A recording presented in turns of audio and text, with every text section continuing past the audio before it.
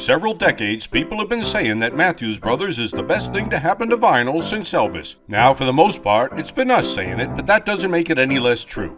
Well, guess what? Today we're proud to introduce to you the Sanford Hills, the best thing to happen to doors since Jim Morrison. After years of research, design, and development, of night after night of waiting for the sun, our engineering team was finally able to break on through to the other side and deliver a door that is so amazingly beautiful that will have you saying, "Hello, I love you," and with thermal and structural values that will really light your fire. We tested out at amazing commercial-grade performance levels with air infiltration numbers so low the breeze will never touch me.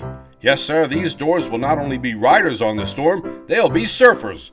You can learn more about our wicked awesome windows and doors that have our competition singing the Roadhouse Blues, but only at Better Lumberyards and Window Professionals or on the web at MathewsBrothers.com. Mathews Brothers with one T, America's oldest window manufacturer.